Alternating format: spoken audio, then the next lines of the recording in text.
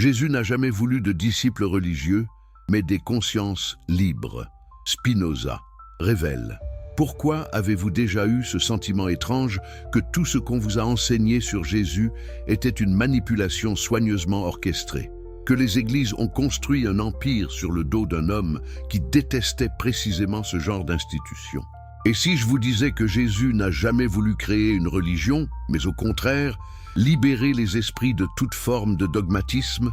Avant d'aller plus loin, si vous aimez les histoires qui remettent en question tout ce que vous pensiez savoir, n'oubliez pas de vous abonner à la chaîne pour ne manquer aucun moment de cette révélation. Et si vous regardez sur votre téléphone, prenez une seconde pour liker cette vidéo. Cela aide énormément à faire connaître cette vérité à plus de personnes. Dites-moi aussi dans les commentaires de quel pays vous nous regardez et à quelle heure vous visionnez cette vidéo. Êtes-vous au Québec à 9 h du matin, en France à 14 h, en Afrique francophone en soirée? J'aimerais vraiment savoir où cet message de liberté arrive. Imaginez un instant que tout votre système de croyances s'effondre, pas par destruction, mais par révélation. C'est exactement ce qui s'est passé au XVIIe siècle quand un philosophe juif d'Amsterdam, Baruch Spinoza, a osé faire ce que personne n'avait fait avant lui, appliquer la raison critique aux textes sacrés. Et qu'a-t-il découvert? Que Jésus prêchait la liberté de conscience, pas la soumission religieuse, qu'il enseignait la pensée critique, pas l'obéissance aveugle, qu'il voulait des êtres humains libres, pas des moutons dociles.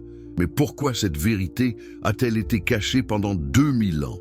Qui avait intérêt à transformer le message révolutionnaire de Jésus en outil de contrôle des masses? Et surtout, qu'est-ce que cela signifie pour vous aujourd'hui, en 2025, le rabbin rebelle?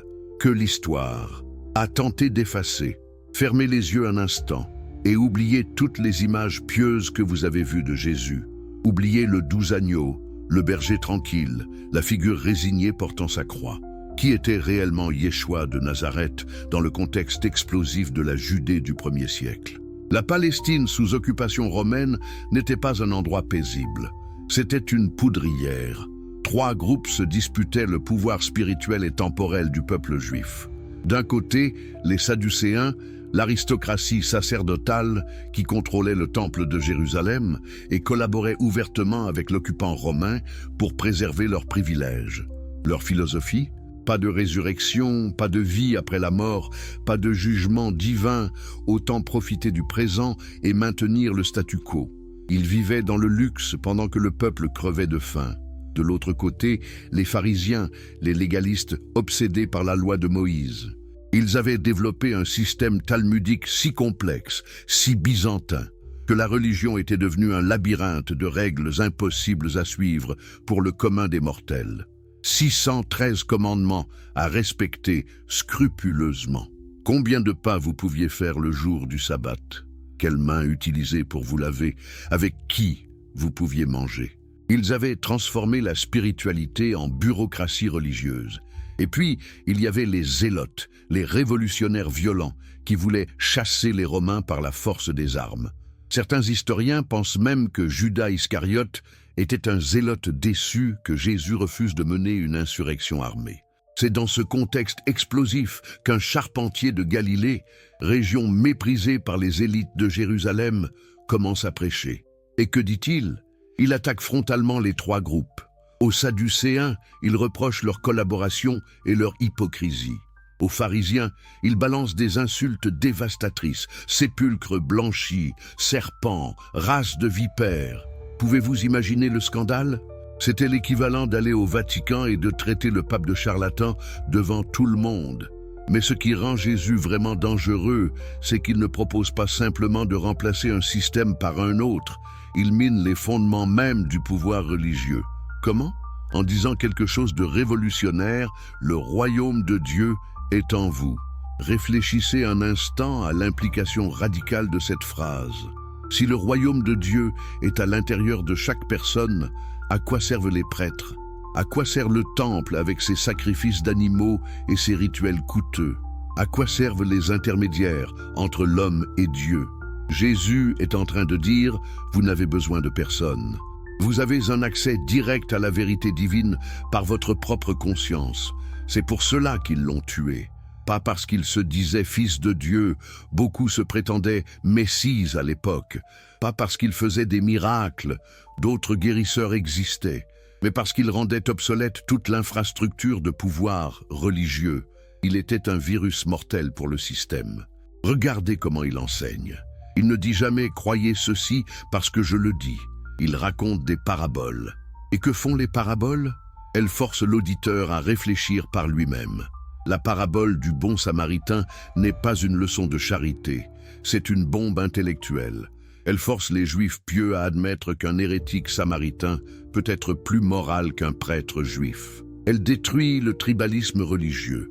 Quand les pharisiens lui demandent s'il faut payer l'impôt à César, que fait-il? Il leur tend une pièce et leur demande « De qui est cette image ?» Ils répondent « De César ». Et il conclut « Rendez donc à César ce qui est à César, et à Dieu ce qui est à Dieu. » Mais attendez, qu'est-ce qui appartient à Dieu? Tout. L'homme est créé à l'image de Dieu, pas de César. Jésus vient de leur dire subtilement « Donnez votre argent à Rome si vous voulez, mais votre conscience n'appartient qu'à Dieu, c'est-à-dire à vous-même. » Il viole systématiquement les règles religieuses. Il guérit le jour du sabbat. Quand on le critique, il dit « Le sabbat a été fait pour l'homme et non l'homme pour le sabbat ». Traduction. Les règles religieuses sont au service de l'humain, pas l'inverse. C'est révolutionnaire, c'est mettre la conscience humaine au-dessus de la loi divine. Il mange avec les prostituées, les collecteurs d'impôts, les pécheurs. Quand on le critique, il répond « Je ne suis pas venu appeler les justes, mais les pécheurs. » Pourquoi? Parce que les justes sont ceux qui se croient supérieurs, qui jugent, qui excluent. Jésus détruit la hiérarchie morale sur laquelle repose tout pouvoir religieux. Et puis, il y a cet épisode incroyable dans le temple. Jésus fabrique un fouet, renverse les tables des marchands, libère les animaux destinés au sacrifice. Vous avez fait de la maison de mon père une caverne de voleurs. C'est de la violence révolutionnaire. Pourquoi? Parce que le temple était devenu une entreprise commerciale. Pour obtenir le pardon de Dieu, il fallait acheter un animal à sacrifier au prix gonflé des marchands qui avaient le monopole. Les pauvres s'endettaient pour expier leurs péchés. Jésus vient de dire « c'est de l'arnaque, Dieu ne se monnaie pas ». Mais voici la question la plus troublante. Et si Jésus était si radical, si révolutionnaire, si hostile aux institutions religieuses, comment se fait-il que la plus grande institution religieuse de l'histoire se soit construite en son nom? La grande transformation, quand le message devient prison. Avançons rapide de 300 ans. Nous sommes en l'an 313 après Jésus-Christ. L'Empire romain est au bord de l'implosion. Des décennies de guerres civiles, d'invasions barbares, de crises économiques. L'empereur Constantin fait face à un dilemme. Comment unifier un empire qui se désintègre? Les anciennes religions païennes ne fonctionnent plus. Elles sont fragmentées, régionales, sans pouvoir unificateur. Mais il y a ce groupe étrange qui a survécu à 3 siècles de persécution, les chrétiens. Ils sont organisés, dévoués, prêts à mourir pour leurs croyances. Constantin a une illumination, pas spirituelle, politique. Et si j'utilisais cette religion pour souder mon empire? En 313, l'édit de Milan légalise le christianisme. En 325, Constantin convoque le concile de Nicée. Et là, tout bascule. Imaginez la scène. Des centaines d'évêques venant des 4 coins de l'Empire, beaucoup portant encore les cicatrices des tortures romaines, réunis dans un palais impérial luxueux. Et Constantin, qui n'est même pas baptisé, qui vient de faire assassiner son propre fils, préside l'Assemblée. Que se passe-t-il à Nicée? On standardise la doctrine, on élimine les hérésies, on crée un christianisme d'État. Les évêques qui refusent de signer le credo nicéen sont exilés. Les textes qui ne correspondent pas à la nouvelle orthodoxie sont détruits. Le mouvement décentralisé de conscience libre devient église hiérarchique avec empereur au sommet. Mais ce n'est que le début. Pensez-vous vraiment que les enseignements radicaux de Jésus pouvaient survivre intacts dans cette transformation? Non. Il fallait les domestiquer, les rendre compatibles avec le pouvoir impérial. Jésus avait dit « Mon royaume n'est pas de ce monde ». L'Église post-constantinienne construit la plus grande puissance temporelle de l'histoire. Jésus avait dit « Vous ne pouvez servir Dieu et l'argent ». L'Église devient la plus riche institution médiévale. Jésus avait mangé avec les prostituées et les parias. L'Église excommunie, persécute, brûle les hérétiques. Comment justifier ce renversement total? Par une relecture systématique des textes. Et qui va fournir le cadre théologique pour cette transformation? Un homme qui n'a jamais connu Jésus, Paul de Tarse. Paul est un personnage fascinant et troublant. Pharisien zélé, persécuteur de chrétiens, il a une vision sur le chemin de Damas et devient apôtre. Mais regardez attentivement ce qu'il fait. Il transforme le judaïsme réformé de Jésus en religion universelle complètement nouvelle. Jésus parlait du royaume de Dieu sur terre, de justice sociale, de libération des opprimés. Paul parle de salut individuel par la foi, de mort expiatoire, de théologie du péché. Jésus enseignait par paraboles qui stimulaient la réflexion. Paul écrit des épîtres prescriptives pleines de règles de conduite. Et surtout, Paul crée une théologie de l'autorité. Que toute âme soit soumise aux autorités supérieures, car il n'y a point d'autorité qui ne vienne de Dieu. Pouvez-vous imaginer Jésus disant cela? Lui qui traitait Hérode de renard, qui défiait constamment l'autorité religieuse et politique? Paul écrit aussi sur la soumission des femmes, l'acceptation de l'esclavage, l'obéissance au maître. C'est exactement l'inverse du message subversif de Jésus. Mais c'est infiniment plus pratique pour construire une institution stable qui collabore avec le pouvoir. Les manuscrits du Nouveau Testament que nous possédons datent des 3e et 4e siècles. Aucun original, que des copies de copies de copies. Et chaque copiste avait une plume et une agenda. Les érudits textuels ont identifié des milliers de variations entre manuscrits. Certaines sont des erreurs de copie innocentes. D'autres sont clairement des modifications idéologiques. Par exemple, la célèbre histoire de Jésus et la femme adultère, que celui qui n'a jamais péché lui jette la première pierre, n'apparaît dans aucun manuscrit ancien de l'évangile de Jean. C'est un ajout ultérieur, probablement du 5e siècle. Pourquoi? Peut-être parce que cette histoire montre Jésus défiant l'application stricte de la loi mosaïque, ce qui dérangeait les évêques qui voulaient maintenir l'autorité légale. La fin de l'évangile de Marc, où Jésus ressuscité donne des instructions à ses disciples, n'existe pas dans les manuscrits les plus anciens. L'évangile original se terminait abruptement avec les femmes fuyant le tombeau vide, car elles avaient peur. Quelqu'un a trouvé cette fin insatisfaisante et a ajouté 12 versets. Ces exemples ne sont que la pointe de l'iceberg. Les textes ont été édités, interpolés, harmonisés, pour créer une théologie cohérente qui servait les intérêts de l'Église institutionnelle. Le Jésus des évangiles est déjà une version éditée, assagie, institutionnalisée du Jésus historique. Mais le coup de génie vient au 5e siècle avec Augustin d'Hippone. Cet ancien manichéen converti va créer la doctrine qui garantira la dépendance perpétuelle des fidèles à l'Église, le péché originel héréditaire. Voici le raisonnement diabolique d'Augustin. Adam a péché. Cette faute est transmise génétiquement à toute l'humanité. Chaque bébé naît damné. Même les nourrissons morts sans baptême brûlent en enfer. La seule échappatoire? Les sacrements administrés par l'Église catholique. Comprenez-vous le génie pervers de ce système? Vous créez un problème insoluble, une culpabilité innée, héréditaire, dont personne ne peut se libérer par ses propres efforts. Puis vous vous présentez comme le seul détenteur du remède. C'est créer une maladie pour vendre son vaccin. Jésus avait-il enseigné cela? Absolument pas. Il disait « Laissez les petits-enfants venir à moi, car le royaume des cieux est pour ceux qui leur ressemblent. » Les enfants comme modèle de pureté, pas de damnation héréditaire. Mais Augustin avait besoin de cette doctrine pour justifier le pouvoir ecclésiastique. Et puis vient l'arme ultime de contrôle, la peur de l'enfer éternel. Le Jésus historique parlait de la géhenne, la décharge qui brûlait en permanence à l'extérieur de Jérusalem, comme métaphore de l'autodestruction morale. L'Église médiévale transforme cela en torture éternelle avec des détails graphiques terrifiants. Dante écrit « l'enfer » avec ses 9 cercles de supplices atroces. Les artistes peignent des fresques cauchemardesques dans les églises. Les prédicateurs décrivent les tourments des damnés brûlant pour l'éternité. Pourquoi? Parce que la peur paralyse la pensée critique. Un esprit terrorisé ne questionne pas, il obéit. Au XIIIe siècle, l'Inquisition systématise la persécution de la pensée libre. Tribunal religieux avec pouvoir de vie et de mort. Torture légalisée pour obtenir des aveux. Bûcher public pour les hérétiques. Le message est clair, penser différemment égale mort atroce. Les cathares du sud de la France apprennent cette leçon dans le sang.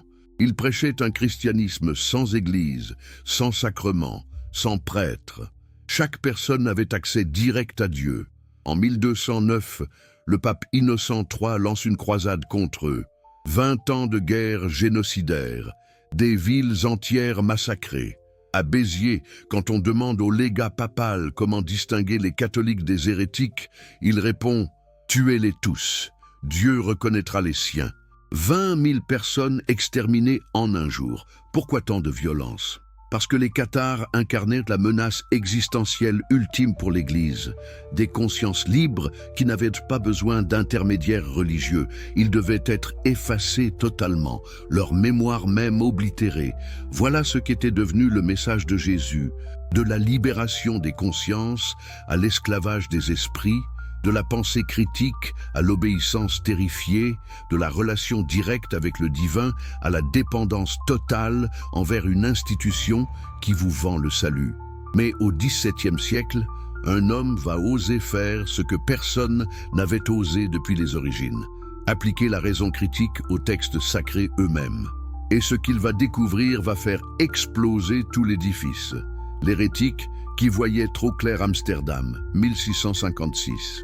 Dans une petite synagogue du quartier juif, une cérémonie extraordinaire se prépare. Un jeune homme de 23 ans va recevoir le chérème le plus sévère jamais prononcé dans l'histoire de la communauté juive portugaise. Son nom, Baruch Spinoza. Son crime, avoir pensé par lui-même. Mais qui est ce jeune homme dont les idées sont jugées si dangereuses qu'il faut l'excommunier avec une violence inouïe? Pour comprendre, il faut remonter quelques décennies en arrière.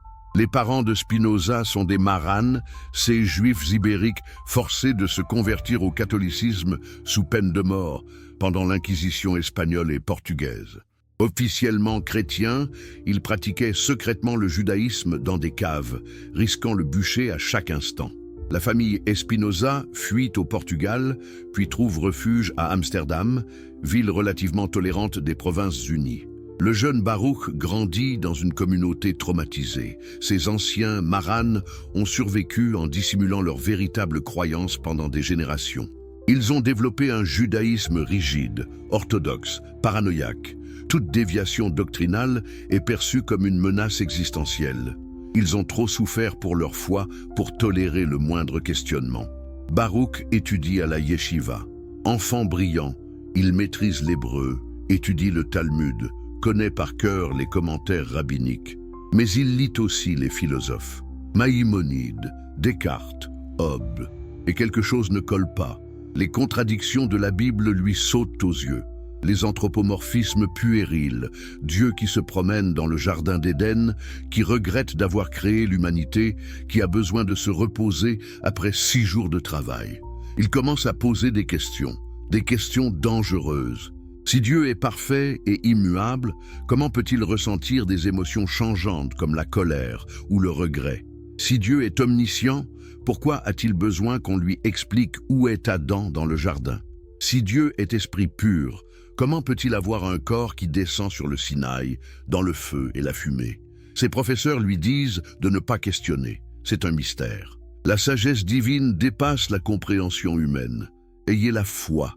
Mais Spinoza a un esprit mathématique. Il veut la cohérence logique. Et plus il étudie, moins il trouve de cohérence. Puis il commence à lire la Bible en philologue, pas en croyant.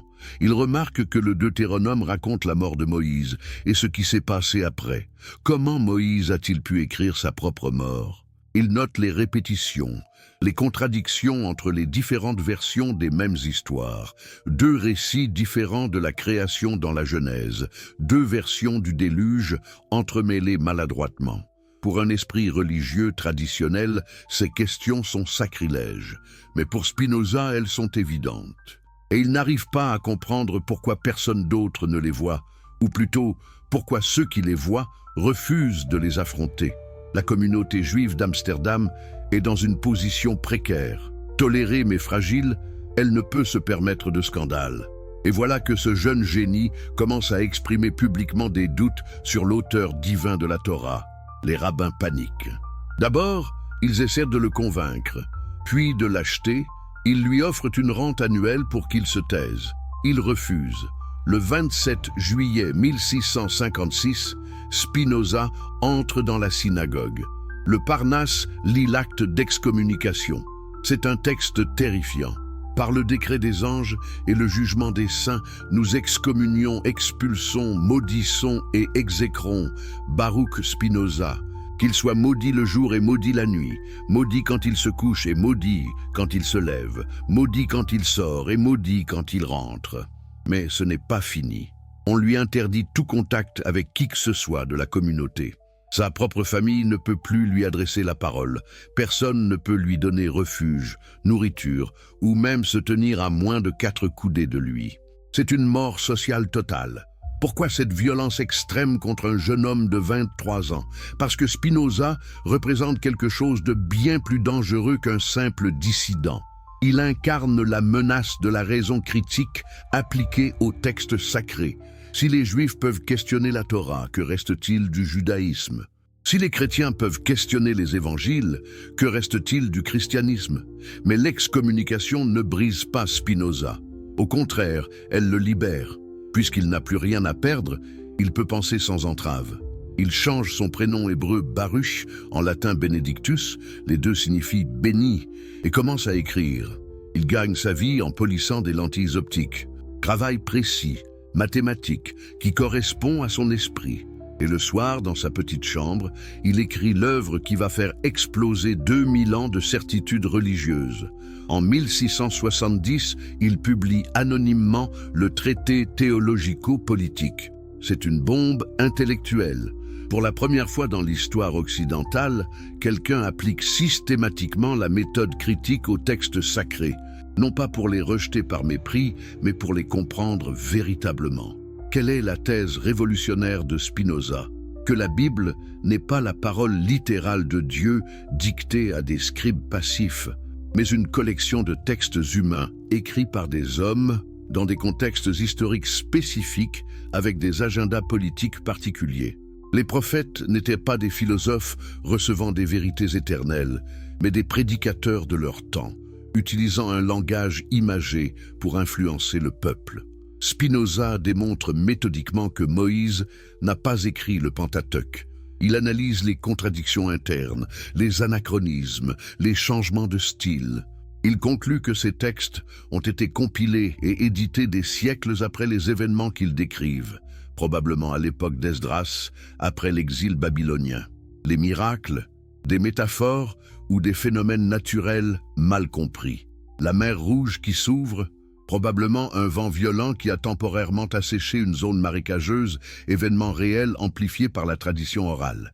Le soleil qui s'arrête pour Josué, une expression poétique signifiant que la bataille a semblé durer éternellement. Mais Spinoza va plus loin. Il affirme que chaque personne a le droit, le devoir même, d'interpréter les textes sacrés selon sa propre raison. Aucun prêtre, aucun rabbin, aucune autorité ecclésiastique ne peut imposer une interprétation obligatoire. C'est dynamiter tout le fondement du pouvoir religieux. Imaginez le scandale.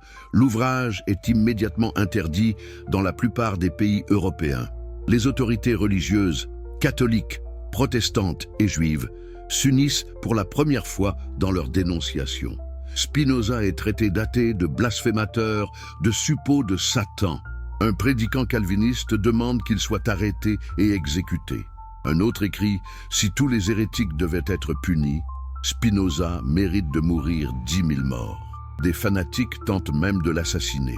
Un soir, en sortant d'un théâtre, un homme l'attaque au couteau. Spinoza esquive, mais son manteau est déchiré. Il gardera ce manteau toute sa vie comme rappel du prix de la vérité. Pourquoi tant de haine? Parce que Spinoza ne propose pas simplement une théologie différente, il propose la fin de la théologie comme discipline dominante. Si la Bible est document humain, si les miracles sont métaphores, si chacun peut interpréter librement, alors tout l'édifice du pouvoir religieux s'effondre. Mais ce n'est encore que le prélude.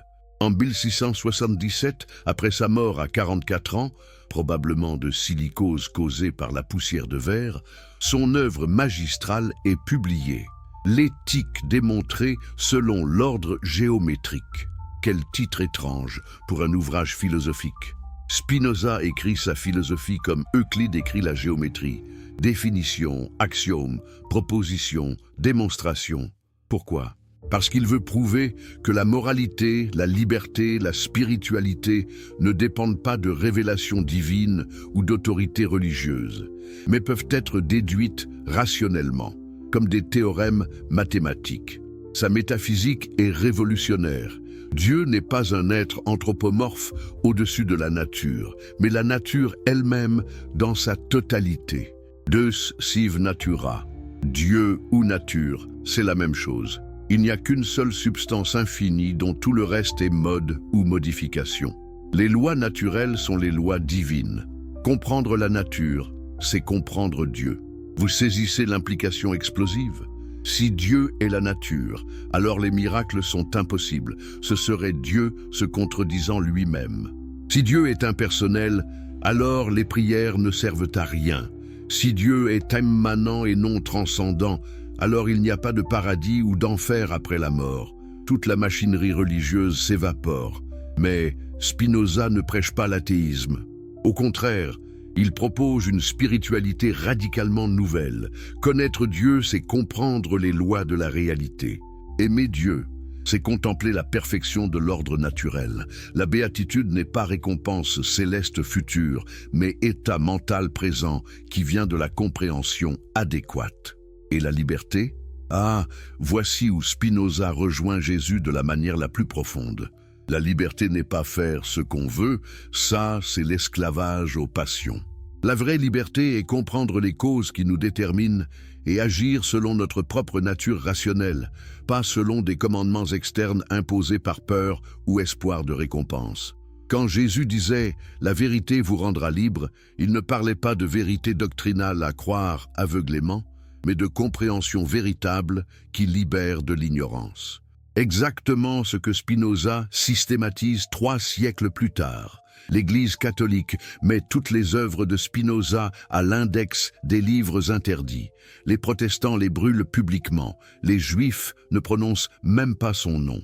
Mais les idées sont comme des virus. Une fois libérées, elles se propagent.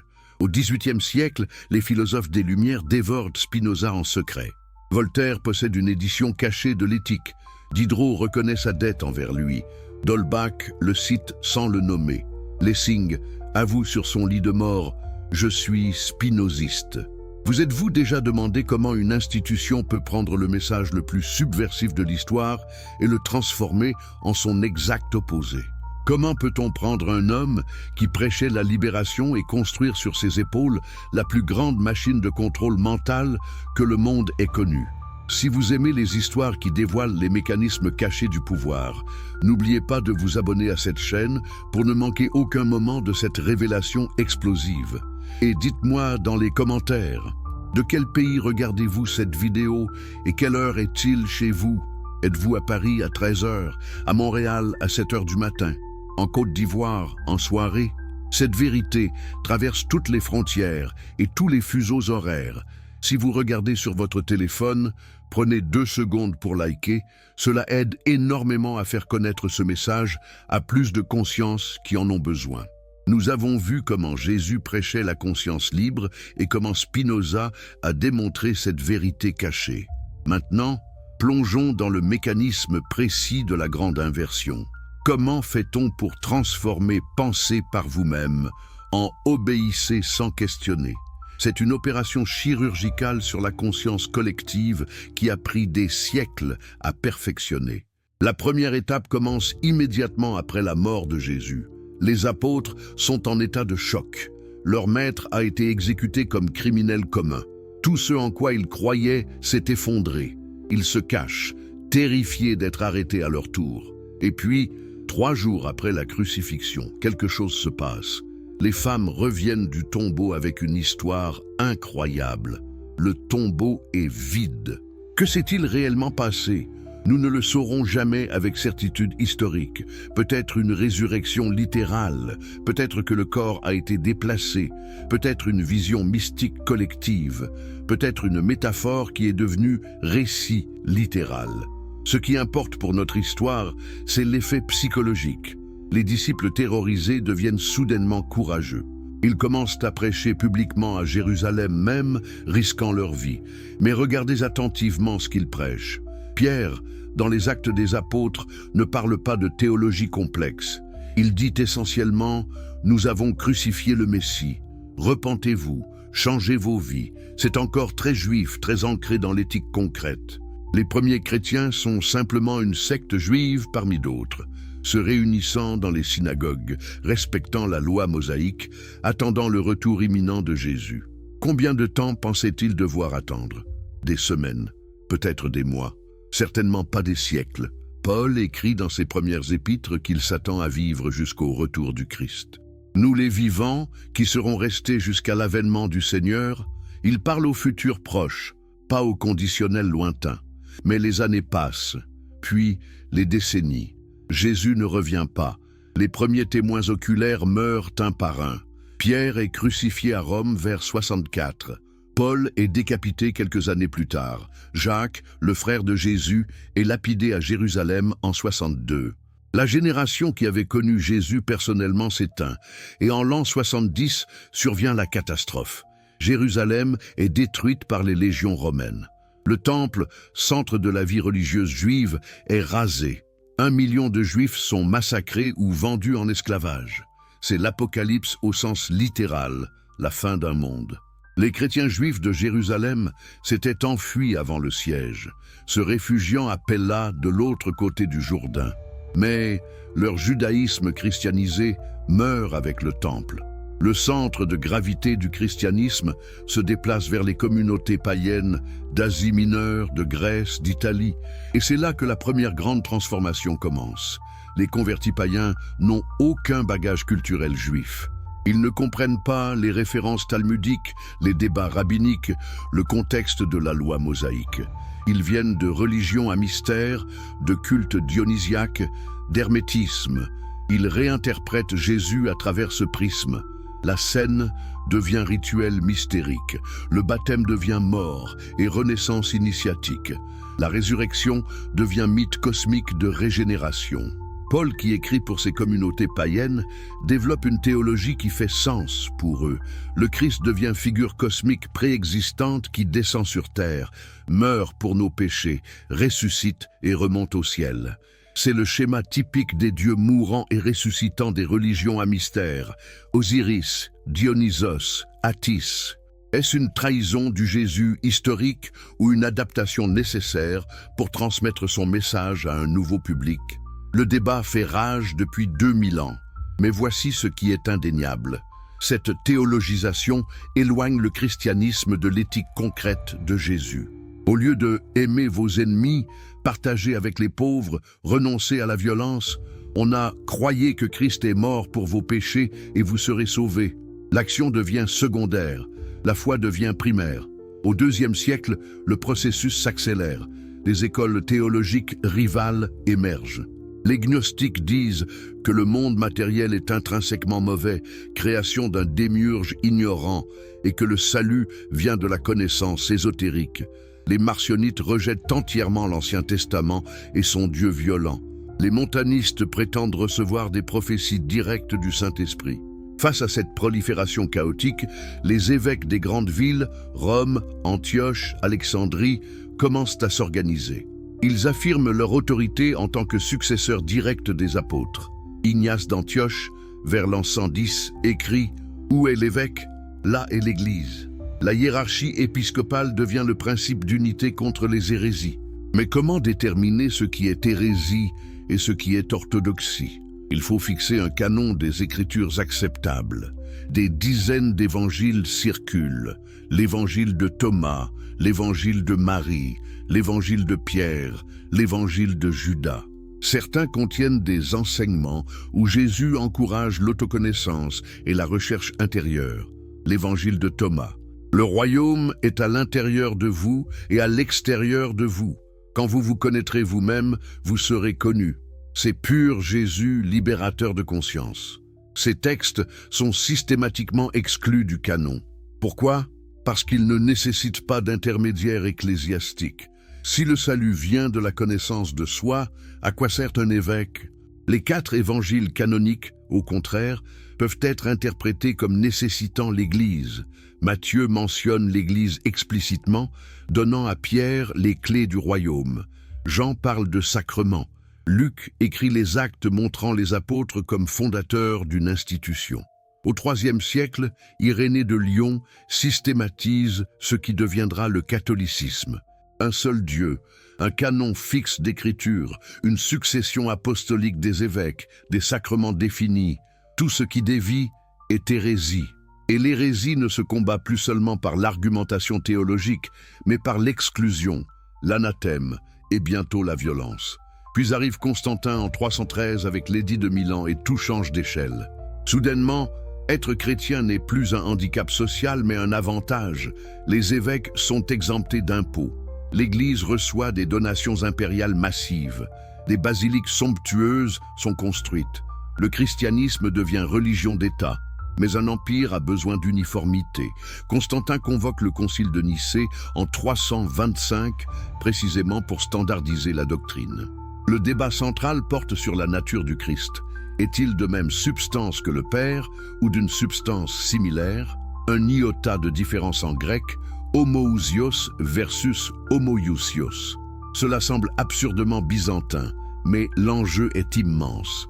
Si Christ est pleinement divin, alors l'Église qui le représente participe de cette divinité et son autorité est absolue. Arius, prêtre d'Alexandrie, argumente que le Christ est créature, certes la première et la plus parfaite, mais distincte de Dieu. Cela préserve le monothéisme strict et maintient une hiérarchie claire, Dieu, Christ, humanité. Mais cela réduit aussi Christ à un intermédiaire, ce qui affaiblit l'Église. Athanase, au contraire, insiste. Christ est de même substance que le Père, pleinement Dieu et pleinement homme. C'est paradoxal, irrationnel même, mais cela donne à l'Église un pouvoir mystique total. Elle représente Dieu incarné, lui-même. Constantin, qui ne comprend rien à ces subtilités théologiques et n'est même pas baptisé, force un consensus. La position d'Athanase devient orthodoxie. Arius et ses partisans sont exilés. Le credo de Nicée devient obligatoire. Pour la première fois, l'État impose une croyance religieuse spécifique sous peine de bannissement. Mais ce n'est que le début. En 380, l'empereur Théodose décrète le christianisme nicéen religion officielle de l'Empire. Tous les autres cultes sont interdits, les temples païens sont fermés, leurs statues détruites, leurs prêtres chassés. Les hérétiques chrétiens sont persécutés. En quelques décennies, le christianisme passe de religion persécutée à religion persécutrice. Regardez la terrifiante ironie. Jésus avait été exécuté par l'alliance du pouvoir religieux, les grands prêtres, et du pouvoir politique, Pilate. Maintenant, l'Église qu'on construit en son nom reproduit exactement cette alliance. Elle devient le grand prêtre Caïphe qu'elle aurait dû combattre. Au 5e siècle, Augustin d'Hippone, le plus influent théologien après Paul, forge les doctrines qui vont emprisonner les consciences pour 1000 ans. Augustin est un génie torturé. Fils d'une mère chrétienne fervente et d'un père païen, il vit une jeunesse dissolue, prend une concubine, adhère au manichéisme, puis se convertit dramatiquement au christianisme à 32 ans. Mais sa conversion est teintée de culpabilité sexuelle intense. Augustin voit le péché partout, surtout dans le désir sexuel. Pour lui, même le sexe conjugal pour la procréation transmet le péché originel. Comment? Par la concupiscence, le désir charnel présent dans l'acte sexuel. L'enfant est conçu dans le péché, littéralement. Cette obsession, le conduit à systématiser la doctrine du péché originel héréditaire. Adam pêche et mystérieusement, biologiquement, génétiquement, sa faute se transmet à toute sa descendance. Chaque bébé naît coupable, damné, destiné à l'enfer. La seule exception est Marie, mère de Jésus, que Dieu préserve miraculeusement de cette transmission pour qu'elle puisse porter le Sauveur. Vous comprenez le génie pervers de cette doctrine ? Elle rend tout le monde coupable dès la naissance. Aucune bonne action ne peut effacer cette culpabilité innée. Seule la grâce divine, distribuée par les sacrements de l'Église, peut sauver. Et comme vous ne savez jamais si vous avez reçu assez de grâce, vous restez dans une anxiété perpétuelle qui vous lie à l'institution. Augustin va plus loin. Il théorise la prédestination. Dieu a déjà choisi qui sera sauvé et qui sera damné. Rien de ce que vous faites ne peut changer cette décision éternelle. Alors pourquoi être moral? Pourquoi faire le bien? Parce que, répond Augustin, si vous êtes prédestiné au salut, vous agirez bien. Vos bonnes actions sont preuve de votre élection, pas cause de votre salut. Cette logique circulaire crée une angoisse existentielle intolérable. Comment savoir si vous êtes élu? Vous ne pouvez pas. Vous devez vivre dans l'incertitude terrorisée. Vous accrochez désespérément à l'Église qui seule peut vous rassurer. Confessez sans cesse vos péchés, multipliez les bonnes œuvres, non pour être sauvé, mais pour vous convaincre que vous l'êtes déjà. Augustin applique aussi cette théologie à la politique. Dans La Cité de Dieu, il divise l'humanité en deux groupes. La cité de Dieu, les élus, et la cité terrestre, les damnés. L'Église représente la cité de Dieu sur terre. Elle a donc le droit, le devoir même, d'utiliser le bras séculier pour forcer les hérétiques à revenir au bercail. « Contrains-les d'entrer », dit-il en citant Luc hors contexte. Voilà comment on justifie l'Inquisition 8 siècles avant son existence. La violence contre les hérétiques n'est pas cruauté mais charité. Mieux vaut les torturer dans cette vie pour sauver leur âme éternelle que les laisser se damner. La fin justifie les moyens. La liberté de conscience devient péché mortel. Le Moyen-Âge perfectionne ce système de contrôle mental. L'Église possède un tiers des terres d'Europe. Elle est la seule institution lettrée, gardienne des manuscrits, arbitre du savoir. Elle contrôle l'éducation, la culture, le calendrier même. Vous ne pouvez ni naître, ni vous marier, ni mourir sans ces sacrements. Elle est omniprésente, omnisciente, omnipotente. Et pour maintenir ce pouvoir, elle utilise une arme psychologique dévastatrice, la peur de l'enfer. Les fresques dans les églises montrent des scènes terrifiantes, démons à fourches torturant des damnés, chaudrons bouillants où cuisent les pécheurs, serpents dévorant les entrailles des luxurieux. Jérôme Bosch peint des tableaux cauchemardesques du jardin des délices terrestres menant inévitablement à l'enfer. Les prédicateurs décrivent avec un sadisme théologique les tourments des damnés. Vous brûlerez pour l'éternité, mais sans jamais mourir. Votre chair se régénérera constamment pour souffrir à nouveau. Pas pour 1000 ans, pas pour 1 million d'années, mais pour toujours, sans fin, sans espoir. Et pourquoi? Pour avoir douté d'un dogme, pour avoir manqué la messe, pour avoir lu un livre interdit. Cette terreur paralyse la pensée critique. Un esprit terrorisé ne questionne pas, n'analyse pas, ne réfléchit pas. Il obéit. C'est exactement le contraire de ce que Jésus enseignait. L'amour parfait chasse la crainte. Lui qui disait « ne craignez pas » est devenu prétexte pour terroriser. Au XIIIe siècle, l'Inquisition formalise la chasse aux hérétiques. Ce n'est plus spontané, c'est bureaucratique.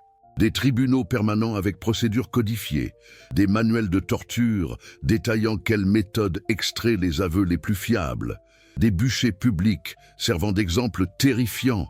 Les cathares l'apprennent dans le sang. Ces chrétiens dualistes du sud de la France prêchaient un retour au christianisme primitif. Pas de hiérarchie ecclésiastique, pas de propriété, pas de violence. Leur clergé, les parfaits, vivaient dans la pauvreté absolue. Hommes et femmes étaient égaux, chacun pouvait accéder directement à Dieu. Ils étaient populaires, des nobles les protégeaient, des villes entières adhéraient à leur foi. Et c'était précisément le problème. Ils démontraient qu'on pouvait être chrétien sans l'Église catholique, existentiellement intolérable. En 1209, le pape Innocent III lance la croisade albigeoise. C'est la première croisade contre d'autres chrétiens menée non en Terre Sainte mais en France. Les croisés viennent du nord, attirés par la promesse de terres et d'indulgence. Ils assiègent Béziers. Quand la ville tombe, le légat papal Arnaud Amaury donne l'ordre. Tuez-les tous, Dieu reconnaîtra les siens. 21 000 personnes sont massacrées en un seul jour. Hommes, femmes, enfants, même les catholiques réfugiés dans l'église. Pourquoi cette barbarie? Pour terroriser, pour envoyer un message? Voici ce qui arrive à ceux qui pensent qu'ils peuvent se passer de nous. La guerre dure 20 ans. Des villes entières sont rayées de la carte. La civilisation occitane, la plus raffinée d'Europe à l'époque, est détruite. Les troubadours qui chantaient l'amour courtois sont brûlés. Les châteaux qui abritaient les parfaits sont démantelés pierre par pierre. À Montségur, le dernier bastion cathare, 225 parfaits refusent d'abjurer et sont brûlés ensemble dans un bûcher géant en 1244. Pourquoi s'attarder sur cette tragédie? Parce qu'elle révèle la logique mortifère du pouvoir religieux institutionnel. Les cathares incarnaient exactement ce que Jésus prêchait. Pauvreté volontaire, non-violence, égalité, accès direct à Dieu. Et ils ont été exterminés précisément pour cela. L'Église ne tolérait pas la concurrence dans le domaine de la liberté spirituelle. Après les cathares, l'Inquisition se retourne contre d'autres déviants. Les Vaudois qui traduisaient la Bible en langue vernaculaire, les Béguines qui vivaient en communauté de femmes indépendantes, les flagellants qui pratiquaient la pénitence publique sans supervision cléricale. Tout mouvement spirituel autonome est écrasé. Au XIVe siècle, l'Église atteint son apogée de pouvoir temporel. Les papes sont rois, vivant dans des palais luxueux, conduisant des armées, jouant les pièces sur l'échiquier politique européen. Ils vendent les charges ecclésiastiques, trafiquent les indulgences, accumulent des richesses obscènes. Exactement ce que Jésus avait dénoncé en chassant les marchands du temple.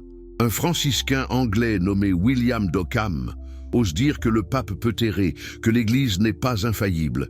Il doit fuir pour sauver sa vie. Jean Wycliffe, en Angleterre, traduit la Bible et affirme que chaque chrétien doit pouvoir la lire sans intermédiaire clérical. Après sa mort, ses livres sont brûlés et ses os sont déterrés et jetés dans une rivière. John Huss, en Bohême, prêche contre la vente des indulgences et pour une église pauvre. Le concile de Constance lui promet un sauf-conduit pour venir s'expliquer. Il arrive, est immédiatement arrêté, jugé pour hérésie et brûlé vif en 1415. Ces derniers mots, « Vous brûlez une oie », Us signifie oie en tchèque, mais dans 100 ans viendra un signe que vous ne pourrez brûler. Le signe arrive en effet sous les traits d'un moine allemand obstiné, quand la révolte devient système, les limites de la réforme. Le 31 octobre 1517, Martin Luther cloue ses 95 thèses sur la porte de l'église de Wittenberg. C'est censé être un débat académique sur les indulgences. Ça devient une révolution qui fracture la chrétienté. Qu'est-ce qui pousse Luther à cette rébellion? L'angoisse existentielle. Ce moine augustinien passe des heures en confession, se flagelle, jeûne jusqu'à s'évanouir. Il ne se sent jamais assez pur, jamais assez repentant. La doctrine augustinienne du péché originel le tourmente. Comment un pécheur peut-il être sauvé si même ses meilleures actions sont corrompues? Puis il lit Paul. Le juste vivra par la foi. Illumination. Ce n'est pas par vos œuvres que vous êtes sauvés, mais par la foi seule, sola fide. La grâce de Dieu vous est donnée gratuitement, pas en récompense de vos mérites. Vous ne pouvez rien faire pour l'obtenir, juste l'accepter. Cette doctrine libère Luther de son angoisse, mais elle a des implications explosives. Si le salut vient de la foi seule, à quoi servent les sacrements multipliés? À quoi servent les bonnes œuvres prescrites par l'Église? À quoi sert le clergé comme intermédiaire? À quoi sert le pape? Luther ne s'arrête pas là. Il affirme le sacerdoce universel des croyants. Chaque chrétien est prêtre, peut lire la Bible lui-même, interpréter les Écritures, prier directement Dieu. Pas besoin de médiation cléricale, c'est dynamiter tout l'édifice ecclésiastique. Il traduit la Bible en allemand. Pour la première fois, des milliers d'Allemands peuvent lire les évangiles dans leur langue. Ils découvrent que beaucoup de pratiques catholiques, le culte des saints, le purgatoire, les indulgences n'ont aucune base biblique. C'est révoltant. On les a manipulés pendant des siècles. La révolte se propage comme feu de paille. Des princes allemands voient l'opportunité de s'affranchir de Rome et de confisquer les biens ecclésiastiques. Des paysans entendent liberté chrétienne et se révoltent contre leurs seigneurs féodaux. Des villes entières deviennent protestantes du jour au lendemain. L'Église réagit avec violence. Luther est excommunié. Ses livres sont brûlés. Ses partisans sont persécutés. Mais c'est trop tard. L'imprimerie, inventée 60 ans plus tôt, multiplie ses écrits plus vite qu'on ne peut les détruire. Les idées échappent au contrôle. Mais, et c'est crucial, Luther a ses propres limites. Quand les paysans allemands se révoltent en 1524-1525, inspirés par sa doctrine de liberté, Luther prend le parti des princes. Il écrit un pamphlet terrifiant contre les bandes pillardes et meurtrières des paysans. Il encourage les nobles à massacrer les révoltés comme on tue des chiens enragés. Pourquoi cette violence? Parce que Luther veut réformer l'Église, pas détruire l'ordre social. Il a besoin des princes pour se protéger contre le pape. Il ne peut risquer l'anarchie. 100 000 paysans sont massacrés. Le rêve d'une réforme sociale accompagnant la réforme religieuse meurt dans le sang. Luther établit aussi sa propre orthodoxie. Il se dispute violemment avec d'autres réformateurs. Zwingli à Zurich interprète la scène symboliquement. Luther insiste sur la présence réelle du Christ. Les anabaptistes pensent que seul le baptême adulte conscient est valide. Luther les fait persécuter. Ceux qui nient la Trinité sont exécutés avec son approbation. Le protestantisme se fragmente rapidement en dizaines de dénominations, chacune prétendant détenir la vérité. Luthériens, calvinistes, anglicans, anabaptistes, ménonites, hussites, tous se combattent entre eux avec une férocité qui égale celle qu'ils réservent aux catholiques. Calvin, à Genève, crée une théocratie aussi répressive que celle qu'il combattait. Il ressuscite la doctrine augustinienne de la prédestination dans sa forme la plus dure. Dieu a décrété de toute éternité qui sera sauvé et qui sera damné. Rien ne peut changer ce décret. Même les nouveau-nés morts sans baptême sont damnés si Dieu l'a décidé. Cette doctrine crée une angoisse encore plus terrible que le catholicisme.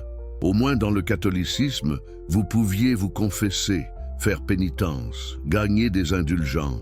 Dans le calvinisme strict, vous ne pouvez rien faire. Vous êtes soit élu, soit réprouvé, et vous ne le saurez qu'au jugement dernier.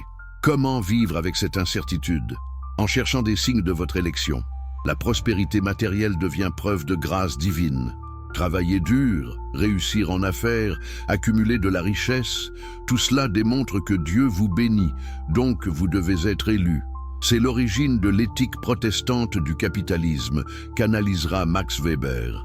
Et l'hérésie? Calvin est aussi intolérant que n'importe quel inquisiteur. Michel Servet, médecin espagnol qui nie la Trinité, fait l'erreur de passer par Genève. Calvin le fait arrêter, juger et brûler vif en 1553. Le bois vert utilisé pour le bûcher prolonge l'agonie pendant des heures. Pour quel crime? Avoir osé penser différemment sur la nature de Dieu. Sébastien Castellion, humaniste protestant, est scandalisé. Il écrit « Tuer un homme, ce n'est pas défendre une doctrine, c'est tuer un homme ». Il défend la tolérance religieuse, affirmant que personne ne détient la vérité absolue et que l'État ne doit pas imposer de croyances. Calvin le fait chasser de Genève. Castellion meurt dans la pauvreté, ses idées rejetées. Pourquoi la réforme, malgré son potentiel libérateur, retombe-t-elle dans l'intolérance? Parce qu'elle reste prisonnière de la même logique. Il existe une vérité religieuse absolue. L'Église, protestante maintenant, la détient, donc elle doit l'imposer. On a changé le contenu de la vérité, pas la prétention à la posséder exclusivement. Les guerres de religion qui ravagent l'Europe pendant plus d'un siècle le démontrent tragiquement. Catholiques contre protestants, mais aussi protestants contre protestants. La Saint-Barthélemy en France, en 1572, des milliers de huguenots massacrés en une nuit. La guerre de 30 ans en Allemagne, 8 millions de morts, un tiers de la population allemande anéantie. Tout cela au nom du Christ qui avait dit « Aimez vos ennemis ».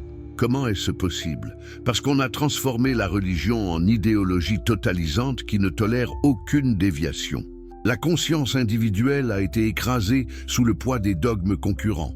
C'est dans ce contexte de fanatisme mutuel que Spinoza émerge au XVIIe siècle avec une proposition radicalement nouvelle.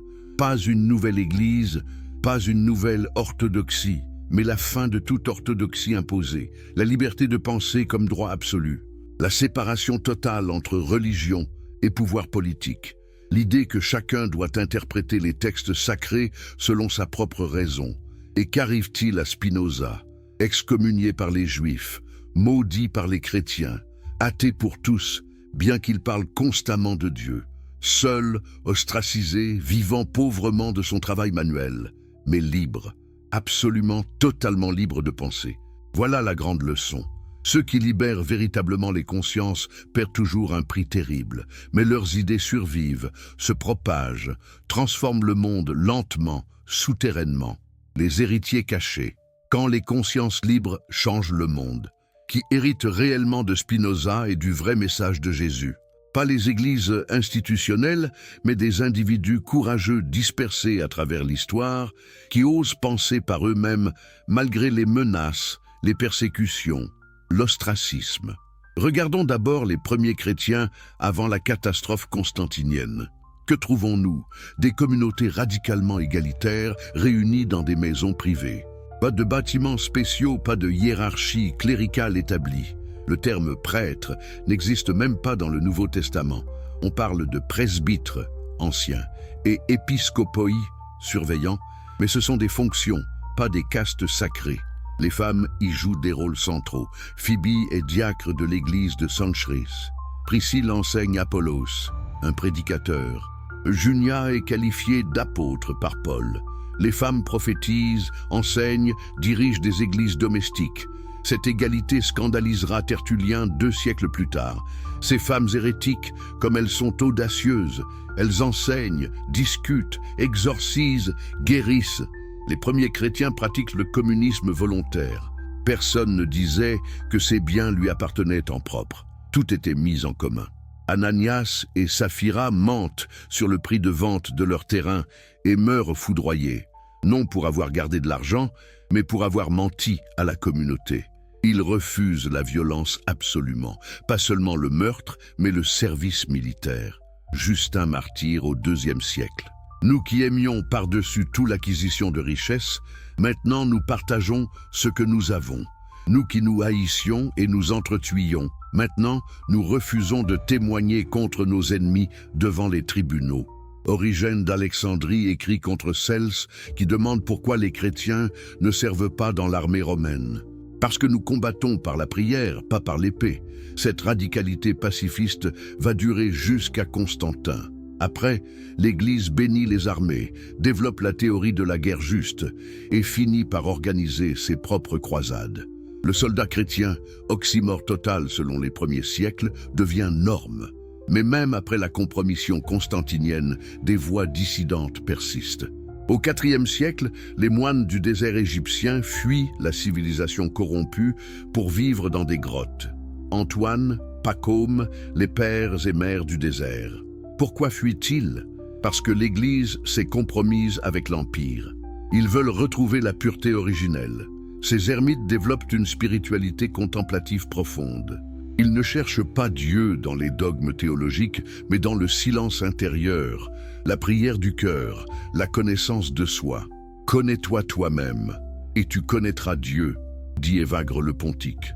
C'est exactement l'enseignement de l'évangile de Thomas que l'Église canonique a supprimé. Au Moyen-Âge, malgré l'oppression inquisitoriale, des mouvements de conscience libre émergent constamment.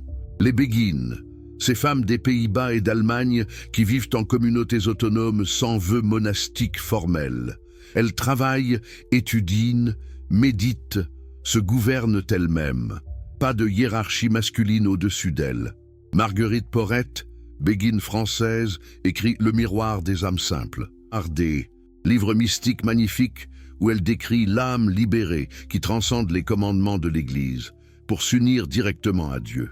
L'âme libre, dit-elle, n'obéit plus aux règles religieuses externes. car elle est devenue un avec la volonté divine. C'est la liberté absolue que Spinoza théorisera 3 siècles plus tard. L'Inquisition la convoque. Marguerite refuse de rétracter quoi que ce soit. Elle garde le silence devant ses juges pendant 1 an et demi. Finalement, en 1310, elle est brûlée vive en place publique à Paris. Son livre survit, circule secrètement, inspire des générations de mystiques. Maître Eckhart, dominicain allemand, prêche des sermons en langue vernaculaire qui défient l'orthodoxie. L'œil par lequel je vois Dieu est le même œil par lequel Dieu me voit. Dieu et l'âme sont un dans leur fond. Il n'y a pas de séparation ontologique. La naissance de Dieu dans l'âme est plus importante que la naissance historique de Jésus. C'est du panthéisme pur, précurseur direct de Spinoza. L'Inquisition le poursuit. Eckhart meurt avant d'être jugé, mais ses écrits sont condamnés. Pourtant, il continue d'influencer la mystique rhénane. Tolère, Suso, la théologie allemande, que Luther admirera. Pourquoi ces mystiques sont-ils dangereux? Parce qu'ils court-circuitent l'Église. Si vous pouvez rencontrer Dieu directement dans votre âme, pourquoi avez-vous besoin de sacrements, de prêtres, de doctrines? La spiritualité mystique est intrinsèquement subversive du pouvoir religieux institutionnel. Les frères du libre esprit au XIVe siècle le démontrent. Mouvement hétérogène, accusé d'antinomianisme, croire que ceux qui sont spirituellement parfaits sont au-delà du bien et du mal, ne peuvent plus pécher. Probablement une caricature inquisitoriale, mais révélatrice. L'Église ne peut tolérer l'idée que quelqu'un puisse être moralement autonome, libéré des commandements externes. Puis viennent les cathares que nous avons déjà évoqués. Leur extermination est tragédie génocidaire, mais aussi révélateur. Ils montraient qu'un christianisme sans Église hiérarchique était viable, populaire même. Des milliers de personnes les suivaient volontairement. Il fallait les écraser non parce qu'ils étaient dangereux pour les âmes, mais parce qu'ils étaient dangereux pour l'institution.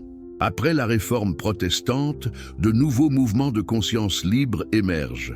Les anabaptistes si divers qu'il est difficile de les catégoriser. Mais un fil commun. Le baptême doit être choix conscient d'adulte, pas rituel imposé aux nourrissons. Cela implique que la foi est décision personnelle, pas héritage familial ou obligation sociale. Les anabaptistes rejettent aussi la violence. Menno Simons et ses disciples refusent le service militaire, la magistrature, tout emploi impliquant coercition. Ils vivent en communautés séparées où tout est partagé. Ils sont persécutés sauvagement par catholiques et protestants, noyés ironiquement, rebaptisons-les à mort, brûlés, écartelés, torturés pour révéler leur corps légionnaire. À Münster en 1134-1135, un groupe d'anabaptistes millénaristes tente de créer une théocratie communiste. L'expérience tourne mal, polygamie imposée, exécution, fanatisme. La ville est assiégée, prise, les leaders torturés à mort et exposés dans des cages de fer suspendues au clocher. Leur corps y reste pendant 50 ans comme avertissement. Münster devient épouvantail pour discréditer tous les anabaptistes. Mais la majorité était pacifique, comme les Ménonites qui finiront par émigrer en Amérique pour trouver liberté religieuse. Les Quakers au XVIIe siècle poussent la logique protestante à son extrême. Pas de clergé du tout, pas de sacrement, pas de dogme fixe. Leurs réunions se font dans le silence jusqu'à ce que l'esprit pousse quelqu'un à parler, homme ou femme, indifféremment.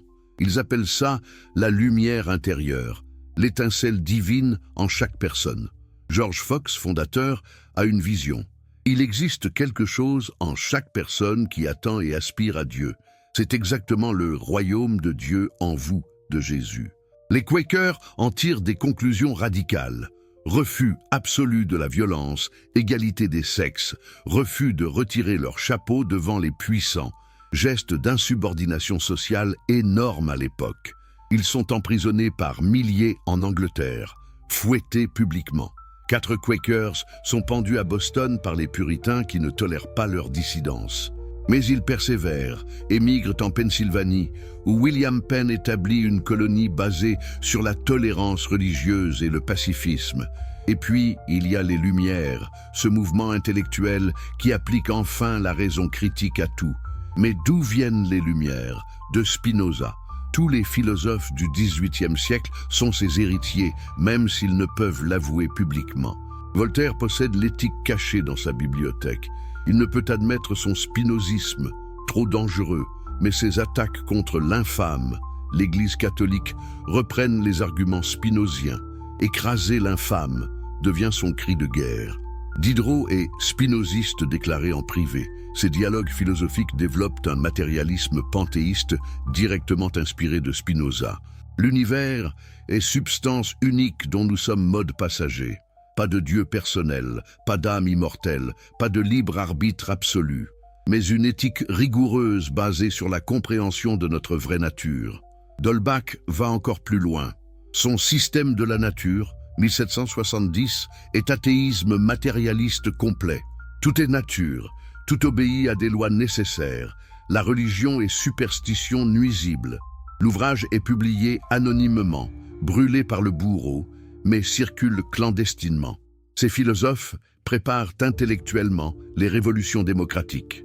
L'idée que tout pouvoir, y compris religieux, doit justifier son autorité par la raison, que chaque individu a des droits inaliénables, que la liberté de conscience est sacrée. Tout cela vient de Spinoza via les Lumières. La Révolution française de 1789 tente de l'incarner politiquement. Déclaration des droits de l'homme. Nul ne doit être inquiété pour ses opinions, même religieuses. Séparation de l'Église et de l'État. Émancipation des Juifs et protestants.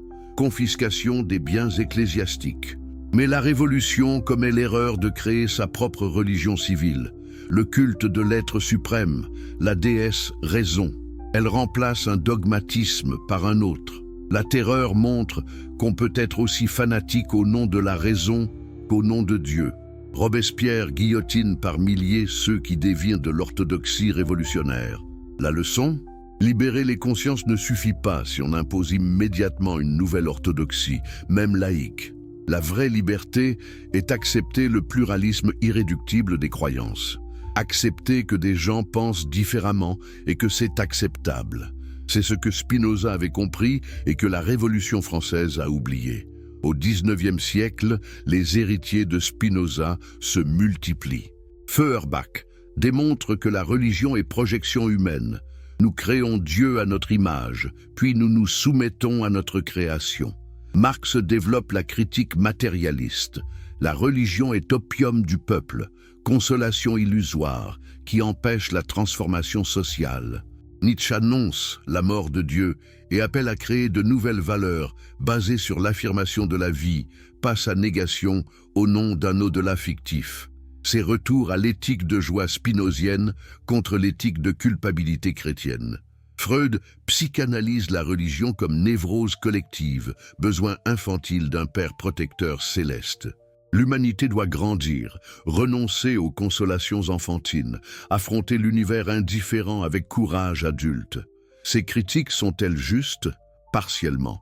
Elles visent la religion institutionnelle, la religion comme système de contrôle et de consolation. Mais elles manquent peut-être la spiritualité authentique, l'expérience mystique directe dont parlaient Maître Eckhart ou les Quakers. Au XXe siècle, malgré toutes les horreurs, totalitarisme, guerre mondiale, génocide, la conscience libre progresse lentement. La Déclaration universelle des droits de l'homme, 1948, inscrit la liberté de pensée et de religion comme droit fondamental. Mais regardez qui a inspiré cette déclaration. Pas des institutions religieuses, mais des héritiers des Lumières, eux-mêmes héritiers de Spinoza. Les églises ont résisté à chaque avancée. Liberté religieuse, séparation Église-État, droit des femmes, abolition de l'esclavage, droit des homosexuels. Aujourd'hui, au XXIe siècle, nous vivons une époque fascinante. D'un côté, fondamentalisme religieux tente de restaurer le contrôle des consciences. De l'autre, explosion de spiritualité individuelle hors des cadres institutionnels. Des millions se déclarent spirituels mais non religieux. Ils méditent, cherchent le sens, explorent différentes traditions, mais refusent de se soumettre à une orthodoxie. Ils sont spinozistes, sans le savoir. Internet a démocratisé l'accès aux textes sacrés, aux critiques historiques, aux perspectives multiples. Impossible maintenant pour une autorité religieuse de maintenir un monopole interprétatif. Chacun peut lire, comparer, juger par lui-même. C'est exactement ce que Spinoza voulait, non pas détruire la spiritualité, mais la libérer de la superstition et de l'autorité arbitraire. Permettre à chaque conscience de chercher la vérité selon sa propre lumière intérieure. Les exemples historiques de conscience libre nous enseignent quelque chose de crucial. La vérité survit aux persécutions. Marguerite Porete est brûlée, mais son livre circule. Spinoza est excommunié, mais ses idées transforment le monde. Les premiers chrétiens sont massacrés, mais leur message de libération persiste. Pourquoi? Parce que la conscience libre répond à un besoin humain fondamental. Nous voulons penser par nous-mêmes. Nous résistons à l'endoctrinement. Nous aspirons à la vérité authentique, pas aux mensonges confortables. Et quand quelqu'un nous montre comment être libre, nous ne pouvons oublier cette possibilité, même si elle coûte cher. Voilà l'héritage véritable de Jésus et de Spinoza. Non pas des doctrines à mémoriser, mais un exemple de courage intellectuel et moral. L'audace de penser différemment, le refus de se soumettre à l'autorité injustifiée, la confiance en sa propre raison et conscience morale. Cet héritage n'appartient à aucune institution. Il appartient à chaque individu qui choisit la liberté malgré le prix, à chaque personne qui dit non aux dogmes imposés, même si cela signifie ostracisme, à chaque conscience qui cherche la vérité plutôt que le confort. Et vous, en ce moment précis, en écoutant cette histoire, vous êtes héritier de cette tradition. Vous avez le choix qu'ont eu tous ces rebelles à travers l'histoire. Accepter les réponses toutes faites ou penser par vous-même. Être suiveur ou être libre. C'est à vous de décider.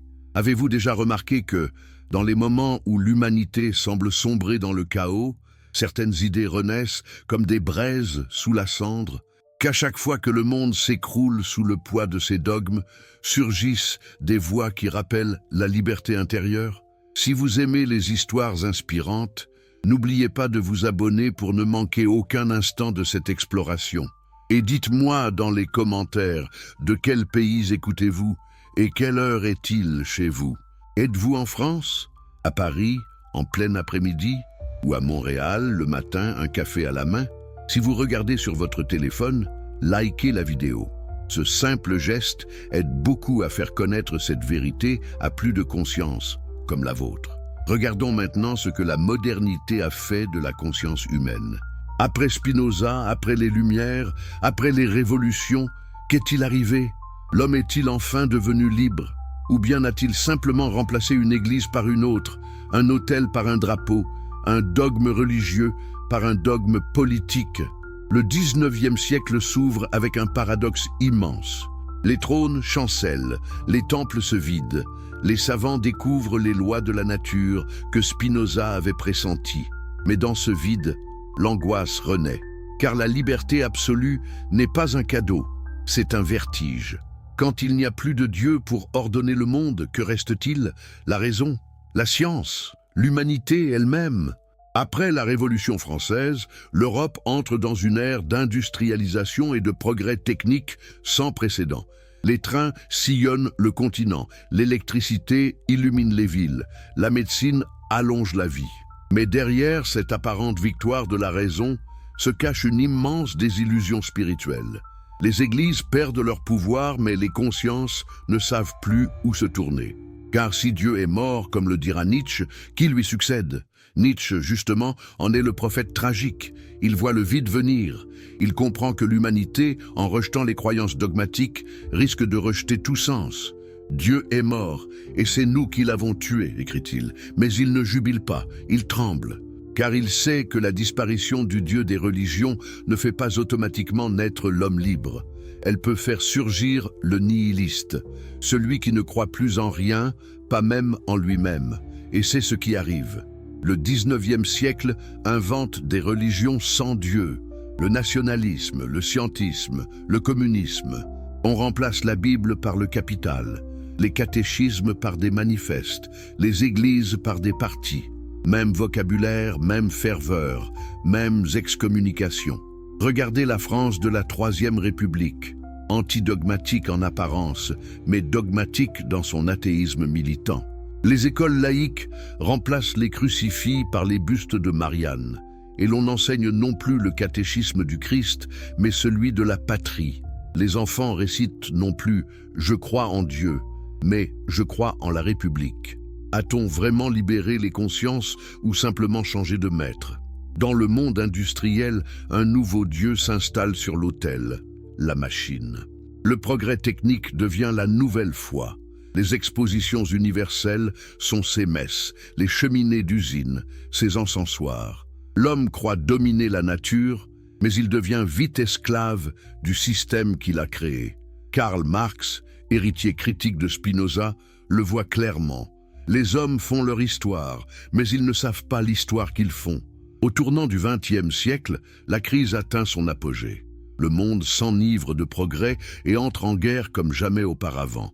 2 guerres mondiales, 2 suicides collectifs de la civilisation occidentale, des dizaines de millions de morts au nom de la civilisation, de la nation, de Dieu ou du bien.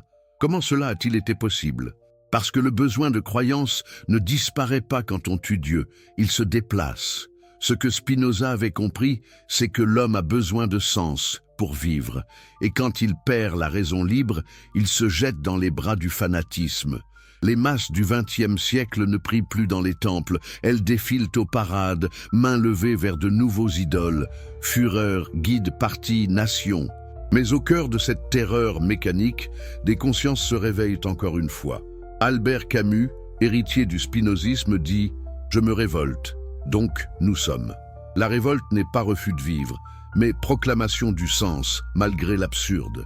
Camus, comme Spinoza, veut une éthique sans transcendance trompeuse, une morale fondée sur la lucidité. Camus ne croit plus au Dieu des religions, mais il croit à la dignité humaine. Il refuse le cynisme nihiliste autant que le fanatisme totalitaire. Dans L'homme révolté, il écrit « Les prophètes et les prêtres de la révolte oublient toujours qu'ils ont pour tâche de servir la vie et non de la nier. » Spinoza aurait acquiescé silencieusement. Et puis arrive une découverte qui bouleverse encore plus les consciences, la psychanalyse. Freud, lecteur indirect de Spinoza, montre que la liberté n'est pas simple. Qu'en chaque être humain, il y a des pulsions, des conditionnements, des blessures inconscientes. L'homme n'est pas maître dans sa propre maison, dit-il. Quelle ironie pour ceux qui croyaient être libres. Mais Freud, sans le dire explicitement, prolonge encore une fois la leçon spinoziste. Comprendre les causes de nos actions, c'est déjà commencer à être libre. Le déterminisme de Spinoza, le psychisme de Freud, la révolte de Camus, tous convergent vers une idée. La conscience libre n'est pas don miraculeux, elle se conquiert par la connaissance et la lucidité. Pendant ce temps, les religions institutionnelles tentent de se réinventer. Le catholicisme, humilié par les Lumières, rejeté par la Révolution, discrédité par les scandales, tente un sursaut au XXe siècle. Le Concile Vatican II, dans les années 1960, ouvre les fenêtres. Messe en langue vernaculaire, dialogue avec les autres religions, reconnaissance timide de la liberté de conscience. Mais trop tard? Parce que le monde a déjà basculé. La science explore l'espace, décode le génome, connecte la planète entière. Dans ce nouvel univers numérique, l'autorité traditionnelle s'effondre. Quel pape, quel imam, quel rabbin peut encore imposer une vérité unique quand chaque citoyen du monde peut tout vérifier sur son téléphone? Vous le voyez, la révolution spirituelle de notre époque, ce n'est pas la création d'une nouvelle foi, c'est la dissolution de toutes les anciennes.